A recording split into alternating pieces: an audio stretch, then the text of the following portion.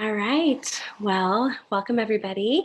Welcome to Parent Pause. We're so glad that you can join us tonight. Tonight is the time that we have set aside for the parents of teens and adolescents. So we are so glad that you could join us. And Tonight is the time that we set always aside happens. for the parents of teens and adolescents. Okay, I always get that feedback just a few minutes after we start. Anyways, this is the night that we have set aside for parents of teens and adolescents, and we're so glad that you're here. And Parent Pause is a time where Jill and I like to invite parents to come and receive care and a spot to ask your questions, and where we share information that is informed, practical, and hopefully helpful in your walk and in your journey as a parent. So, as we get going, I want to introduce myself. My name is Rachel Hodges, and I'm the director of Charis Kids, and I'm on staff at the Journey Church. And Charis Kids is our team of counselors who work with children, adolescents, and their families. And we love making space for parents to be equipped and have space to receive care as you do the hard work of parenting. And I'm here with my colleague Jill, who's going to share a little bit more in just a few minutes. But as we get started, we always want to start Parent Pause by actually honoring that word pause. We know that you guys have had full days. Lots of you have worked. Lots of you have cared for children. Lots of you are coming at the end of a lot of meeting of needs of other people. And so we just want to invite us all to pause and kind of take count of where we're at and invite us to be really present right now.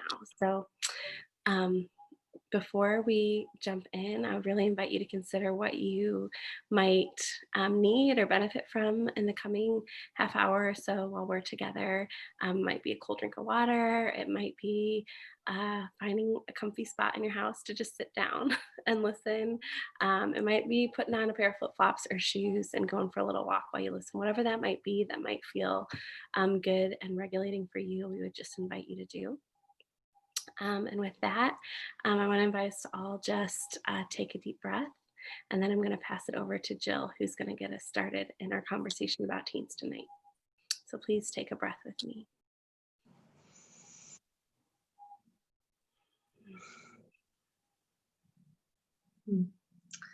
Awesome.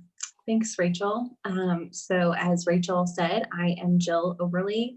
I am also on staff at Charis House as a counselor and get to work on the Charis Kids team. So it is really a fun pleasure that we get to take this specific parent pause to talk about our teens, to talk a little bit about what it is like to parent teens currently in this culture, in this moment in history.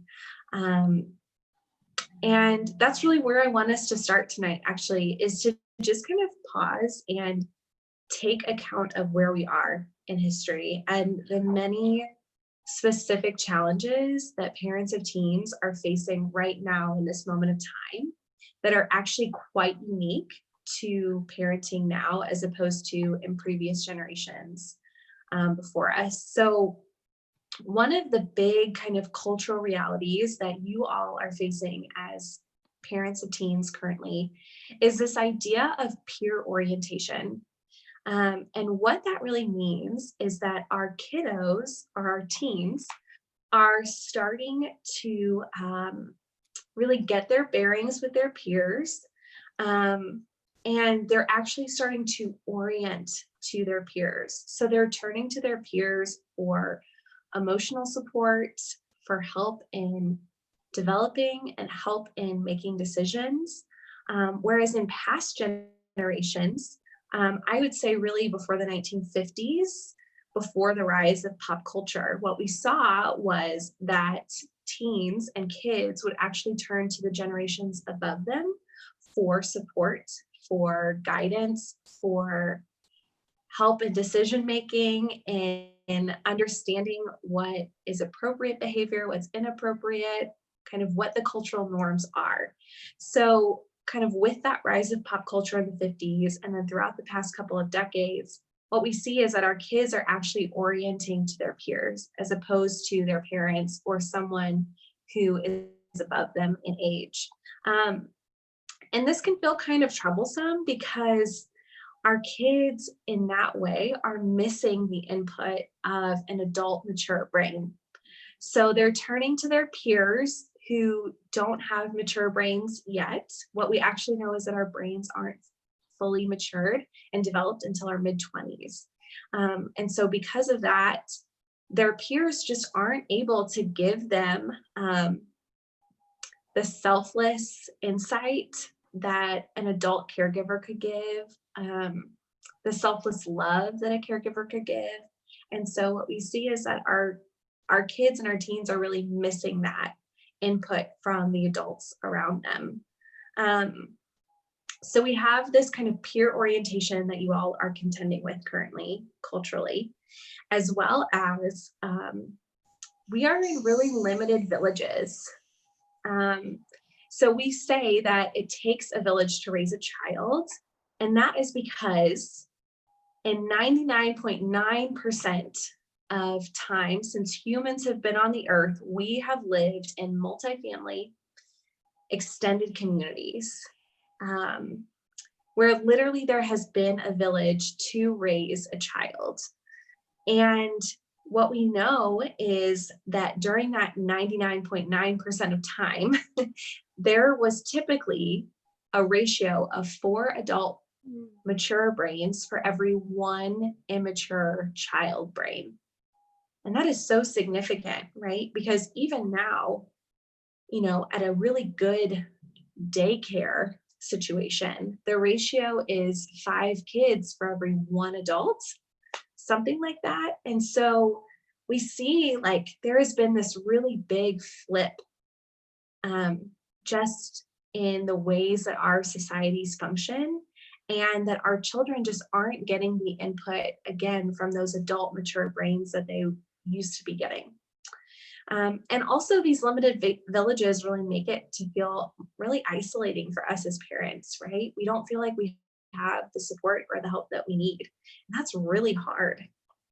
And then kind of the third, and maybe what feels like the biggest cultural moment, I would say, in parenting right now is just the rise of technology and information. What we know is that this generation of teens, this Generation Z, are the first generation that doesn't need an adult to get information, right? And we know that because kids have smartphones. They have a computer in their pocket. They can look up any information that they want at any time. And so in previous generations in history, teens and kids have had to look to their adults in order to gain information that they need. And this is the first time ever that they don't have to have that. And what research shows is that about 69% of parents are really concerned about this. They're really concerned about social media or smartphone addiction. And rightfully so. I think this is really something quite new that we just don't know enough about, right? And you all, as the current parents of teens, are having to figure out something that has not been tested, researched. So you all are really in the trenches. And so because of just the unique challenges of where we are culturally and parenting our teens, researchers have found that 2 of the primary emotions that parents are functioning out of or parenting out of right now are frustration and fear. And the frustration is really found in the fact that we just have this widening generational gap, right? Just with the rise of technology and smartphones, there is just so much that is new for us as parents that we are trying to wrap our brains around. I even think about the fact that I was a teenager 11 years ago and the iPhone was not a thing, right? We all had flip phones, whatever. So like you all are dealing with just, again, uncharted territories in that way. And that can lead to a lot of frustration. And then also fear. A lot of parents of teens are operating out of a lot of fear because we live in a world with a 24-hour news cycle. We can get information at any moment, right? We get news notifications on our phones. And that can just leave us feeling really anxious about the state of the world, about the world we're raising our kids in. there's just so much to contend with. And so I don't mention all of these things to be a Debbie Downer or anything like that, but just simply, sometimes it's just good for us to name the parts of this that are hard, right? To know that we're not in this alone, that there are actually reasons why this can feel so hard for us. And so I just want to name that all of us are on the same playing field when it comes to just what we are culturally dealing with in this moment in history. But it's important for us to not stay stuck there, right? To not stay stuck in how hard this is, how frustrating and scary parenting can be, because we might actually miss some of the really awesome and fun parts of raising our teens and adolescents, because they are a lot of fun, and it can just be a lot of fun to be with teens. So how are we going to kind of shift our paradigm? Well, the first thing I want to challenge us to think about is just simply our expectations and the way that we view our teens. So a man named Robert Rosenthal actually did an experiment many years ago where he had two groups of grad students, and he gave each of them rats. He told one group, you have exceptional rats. They're incredible. They are highly intelligent. He told the other group, you have a group of pretty mediocre rats. And both groups had to train the rats to run through a maze. Well, what happened was the group of rats that were claimed to be excellent and high achieving mastered that much more quickly than the other group. And really, it was an experiment to just show like how our expectations and how our view of the way we view others significantly impacts them, and also the ways that we come along beside them, we guide them, we teach them. And so I just would love for you to just take a moment and think about, what are ways that I view my child or my teen? How do I need to shift my paradigm from maybe really difficult, painful, hard feelings? How can I find what is beautiful in my teen? Ways that I can delight in them, ways that we can be connected. Because what can start to happen is that when we feel like we can't make sense of someone else's behavior, we can actually start to think that whatever they're doing is on purpose. And that is a really hard place to get stuck, because oftentimes when our kids are having more reactive or impulsive behaviors, it's not on purpose and it's not personal, even though it can feel that way in the moment and it's so painful. But if we can continue to have just a paradigm of really thinking about our kids' behavior as communication. So something that Rachel and I strongly believe about kids, about teens, about adults, all human beings, is that behavior is a form of communication. And oftentimes when we behave in ways that are ugly and nasty, it's because we can't find the words or the language to get our needs met. And it's really painful for those around us, right? And it's really painful as parents to have to kind of field all of that. But if we can shift away from viewing our child as attacking us or doing it on purpose, and just have kind of a detective's eye to say, ooh, my child has a need, my teen has a need right now. What is that need? I think that might significantly help and impact your relationship with them. And it's really important for us to understand our child and help them to kind of decipher their behaviors and understand their needs. Because there's just so much happening for our teens and adolescents.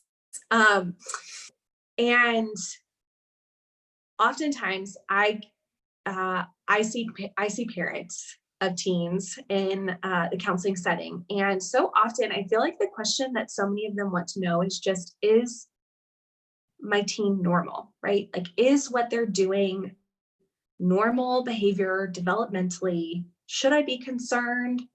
When is there times to be concerned? And so we're actually going to walk through a little bit about just development and understanding adolescence, just to hopefully give you guys a better picture of what you can expect, and also to maybe identify behaviors in your teen and have a bit of compassion, knowing, oh, that is just a really important portion of their brain developing, even though this can feel really hard in the moment. Okay, so there are kind of 4 major brain changes that happen for our adolescents. If we think about the brain like a house, in the first 12 years of life, it's like the house is being built. And then in that 12 to 24 years range, what we call adolescence, it's like the house is being renovated. Okay, so there is so much happening in our teens' brains. And actually, a lot of times people will kind of blow off teens and say like, oh, their hormones are crazy. And it's not actually their hormones that are that explain their behaviors. It actually is their brain development and what's happening in their brain. So we're going to talk through those. So there are these 4 ways that our adolescents' brains are developing. The first is they are developing their capacity for novelty seeking. So what this really means is that our teens have this increased drive to seek out rewards, and also to try new things. Now, there can be upsides and downsides to these areas of growth, right?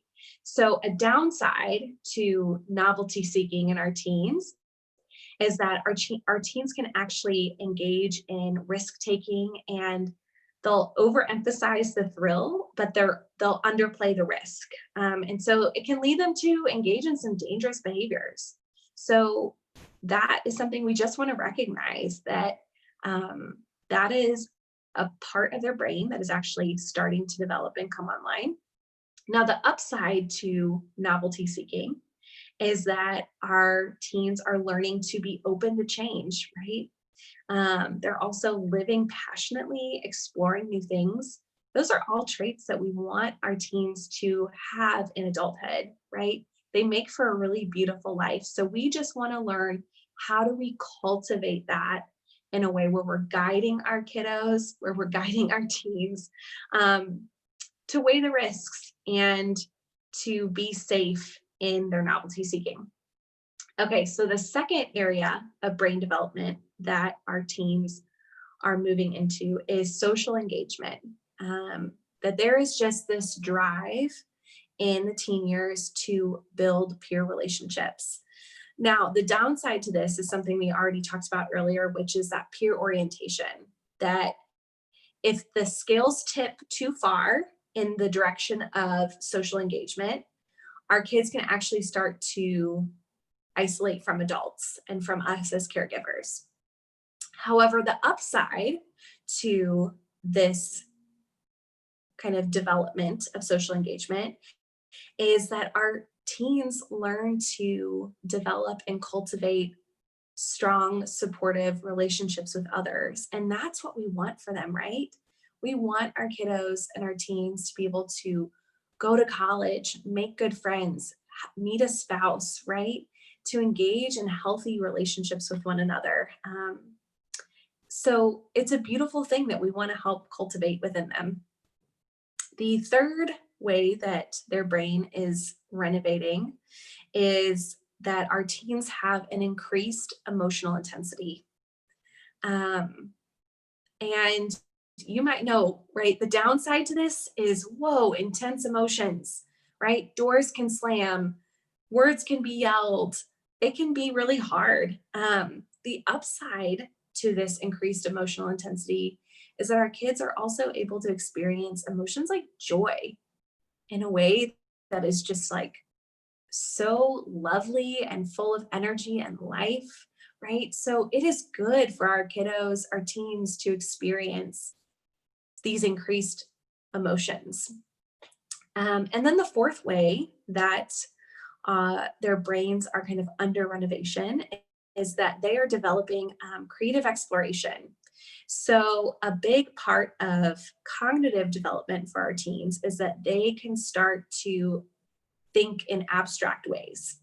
And so because of that, they will start to just think about things differently, or they have much more creativity in this season of life. A downside to this is that sometimes it can lead to almost like an identity crisis, or our teens can be more vulnerable to peer pressure.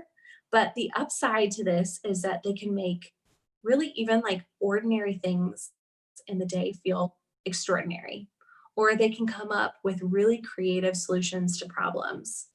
Um, so, in all of these four things, I think what I just would hope for you all to take away is that, gosh, there is a lot that our kids are learning and growing in, and we as parents get to come alongside them. There are some really positive things about these four kind of jumps in development. And we get to witness that. We get to walk alongside that. We get to guide that. And that is really exciting, um, and can be quite fun.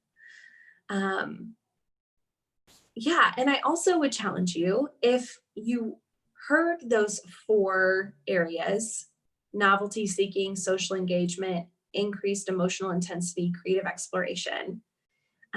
And maybe one of those feels really hard for you and your child to work through together.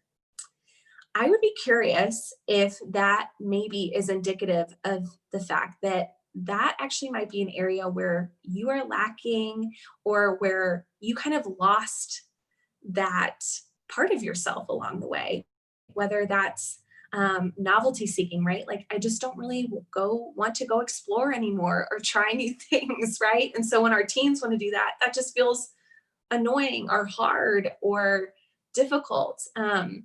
So just take note of that, of, gosh, if one of these feels hard for me, in relationship with my child, maybe it's because I've lost that part of me. And how can I cultivate that within myself again? Because these are all really lovely, beautiful qualities, to possess and to have.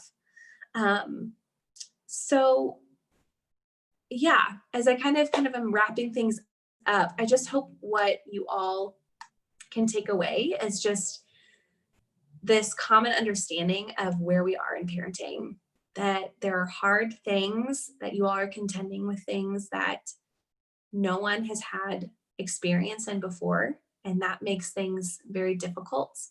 Um, but also just that you all can have eyes on the ways that your teens are growing and developing, and that as you see hard or difficult behaviors, you can be a detective and wonder how they're specifically growing, what needs they might specifically have that you can help them meet. And yeah, and just in the end, just enjoy getting to walk through the season with our teens. Yeah. Yeah. Jill, thank you so much. Yeah, I think it's such a gift to get to hear about adolescence and its purposes.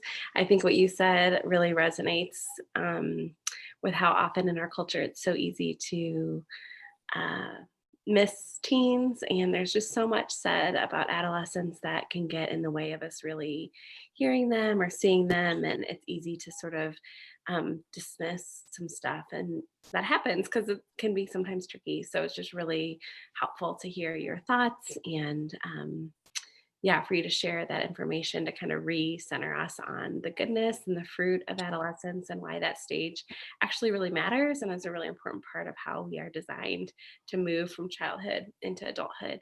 Um, it was interesting as you were talking, hearing and just being reminded of, for teens, the importance of social engagement and novelty seeking, and just feeling that in a fresh way for our teens, that is so much of what has been lost in the Yeah. season, right? Like with Mm. quarantine, with school ending so abruptly for our children and our adolescents, for the losses that they have had to really pursue those things that their brain is firing for right now. yeah, it's just a huge loss for them and for their parents, and yeah, just a lot to grieve. Yes. Yeah, Yes, absolutely. yeah, yeah. Yeah. Yeah, so thanks, Jill. Um, I will say that now is the time in our night where we just like to transition and kind of sit in everything we've learned and transition to now um, answering your questions and answering the questions that you're having as you're reflecting on that material and as you're walking with your team. So feel free, if you have any, to go ahead and pop them in the chat and we'll keep our eyes on them. And to get started, we have some questions that were emailed into us ahead of time that I'm going to go ahead and read for us. We had some great questions come in. Um, so I'll go ahead and get us started on that. A question we received was, as our children are teenagers, how do we balance the reality of the real world, such as COVID, Black Lives Matter, etc., while allowing them to still be kids? At this age, they know what's happening, but their brains are still developing. How do we balance them having a voice while also recognizing that they're not adults? How, as parents, do we navigate and be honest with our children about the tragedies going on in this world without traumatizing them further? Yeah, I would just say that is, those are such good questions. This came from one woman who emailed us in, and this is just really what she shared. And I just really, yeah, resonated with the questions that she was asking. I think that as I hear those questions, I imagine that she's one of many parents asking those same questions of how do we navigate this um, everything that's happening with the reality of like what our kids can handle. So first of all, I just want to thank you for asking that. I do think that you are asking a lot of the right questions. And I think what I want to first of all say is that um, because of what Jill just spoke about, the reality of this digital age that we're living in, the access that our kids have to news and information just automatically, um, I do think it is good and wise for us to feel the freedom to lean in and take the lead in having these conversations with our kids, because we just have to be honest with the fact that they likely have access to this information through, um, yeah, through their phones, through their friends, through their peers, through all sorts of places. It's likely they're hearing some amount of information and some amount of noise. And so we would really hope and desire that parents would feel empowered to lean in and to not only be a part of those conversations, but really to kind of move into a spot of taking the lead and helping kind of orient your team to everything that is happening. And we would say that this is true for what's happening now and also for other traumas that are happening or other family crises or hardships or loss, that it's really like the right orientation is for a parent to be in that with their teen and really kind of helping take the lead of orienting their teen um, to these this information in these situations. So I think it's really good for us to also remember with that, it's not, we are, as people, we are relational beings. So when we are faced with things that are difficult or traumatic or heavy, um, it's very natural for us and healthy for us to find other people to connect with through this. And so you might see with your teens, sometimes them seeking out with their peers, seeking out their peers in these kind of moments to connect. And we would say, like, it's good for you to be in there too, and to figure out in what ways is your teenager comfortable for you to be with them in that. There's something about the humanness of us that we need one another. We need other people. We need our relationships as we are processing all this information. That honestly is what's been one of the really hard things about this quarantine that we've talked about before in Parent Pauses is when a crisis is happening, what we really long for instinctually as people is to move often towards our people. And that has been what's one of the things that has been taken away from us in this season. So yeah, I just want to remind you that you as the parent we would love for you to feel empowered to really enter in and help orient your teen to what's happening, and to be reminded that even though your teen at times might feel like they're pulling away, it is good to figure out how to navigate how you can pursue closeness with them. Um, yeah, within that, I will say that it's important for you as a parent and as a caregiver to also be mindful of what you need. So you can be aware of as you seek that connection and that closeness with them, kind of like what you're able to offer and what you're bringing to those moments. So it's really important for us as adults that we've had space to process and grieve and to make sense of things so that as we're engaging in these topics with our kids, we are able to do that from a place of providing care. Not that our teens would never want to check in with us or see how we're doing, but we just want to keep that hierarchy kind of in the correct order, in which it's we as parents being the caregivers and our kiddos being the care receivers. So, as a human, you need care and you need space to process. And we just always want to be mindful that in this stage, when we have young children and teenagers and young people, that the hierarchy is from parent to child. So we hope that that is an invitation for you to seek out whatever sort of care and processing might be helpful. And then as far as you speak, like thinking about your specific child and what information to share or not to share and how to navigate what you do talk about and how much and things like that. Um, I don't think that we feel like we can give descriptive or no, prescriptive, this is, the 4-step story you should tell, or this is X amount of minutes you should spend talking about these things. But what we can say is um, that you probably already know a lot about your kid and your teen that will help you make these decisions. So the things that we would encourage you to think about are, what is your kiddo's temperament? How are they around intense, hard topics of conversation? Is that something that they can do kind of spontaneously in the moment when they're feeling kind of big things about it and you can just bring it up and they can go there with you? Or are they the type of kid that's going to be more likely to open up while you're side by side driving somewhere or on a walk or snuggling at night after watching a movie? Kind of just knowing your kid, and it's likely if you have a couple of teenagers that that answer might be different for them. But so we'd invite you first to just really think through their temperament, kind of what they're likely to be open to that sort of connection and intimacy, and figure out how to make space for that. Um, yeah, would also encourage you to maybe even reflect on when hard things have happened in the past and when did those conversations go well afterwards and when maybe did it feel like it was a miss. And I would just say if you feel like you try to initiate a conversation with your teen and they shut you down or you feel like it doesn't go well, um, as much as possible, I know that that can feel hard and sometimes personal as a parent, but as much as possible, we would encourage you to kind of reflect on that, learn, figure out if there's something you can learn from that, but not use that as a, a bigger communication that means you can't continue on or seek to have that conversation again later in a different way. It might actually be really great to follow up and say, hey, I brought this up last week and I know that I feel like I kind of missed you and we couldn't talk. Then I'd love to know if you'd be up for talking soon. Or is there something about how I brought that up that bugged you?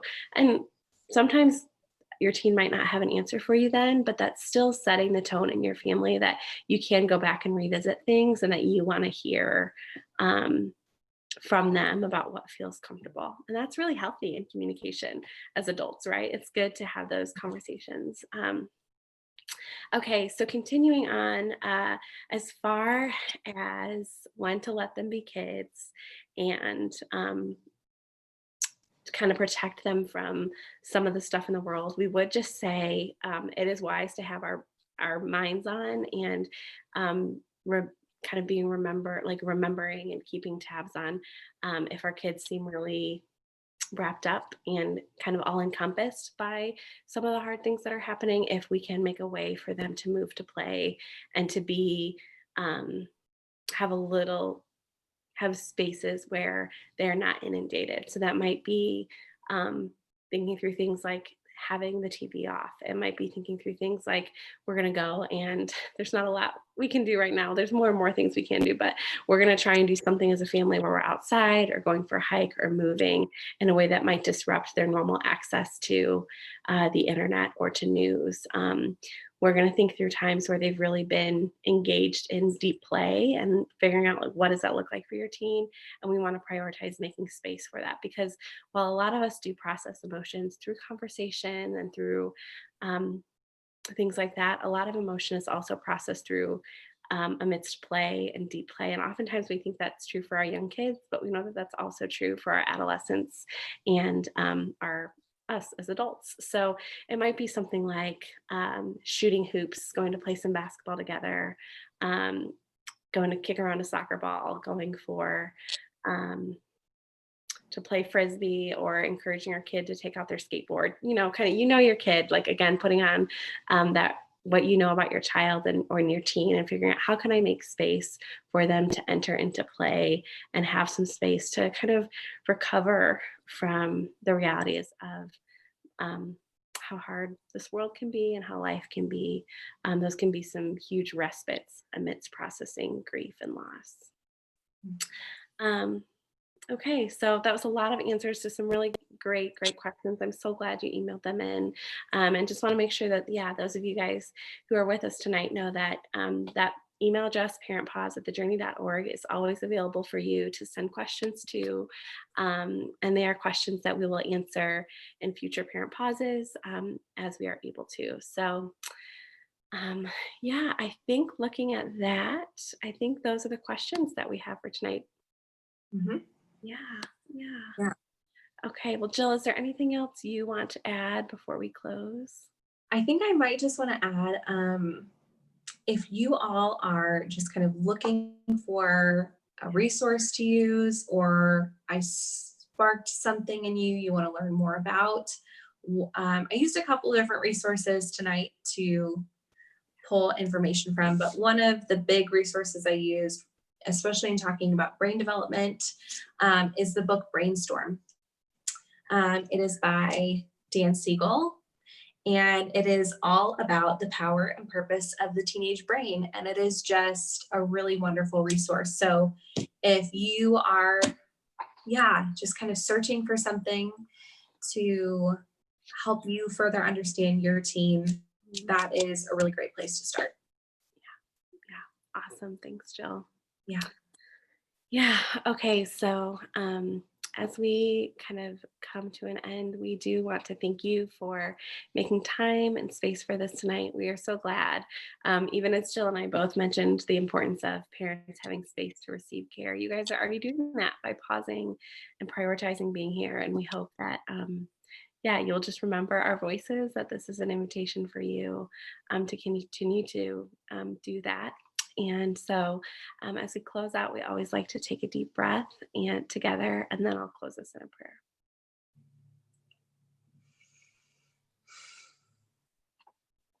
Okay. Father God, as we end our evening, we thank you. We thank you for this place to pause and space to be. We thank you that you see us and you know us and you hold all things. We trust that you know our joys and our concerns and our curiosities about our teenagers. We trust that you know our grief and our teenagers' grief, and that you care. Help us to know your presence and to learn your voice. Help us to take from this evening what you have for us and to leave everything else. Father, gather us to be with you as you are with us, and help us and our teens know your delight. Amen. All right, parents, we are so glad that you're here with us tonight. It is a gift to get to share the space with you. And we hope that as you go, you feel encouraged and know that you're not in this alone. And as you continue to walk through your parenting journey, please feel free to reach out as you're processing things to parentpause@thejourney.org, and we'd be happy to engage with your questions and conversations there. So with that, take care and good night. Thanks, guys.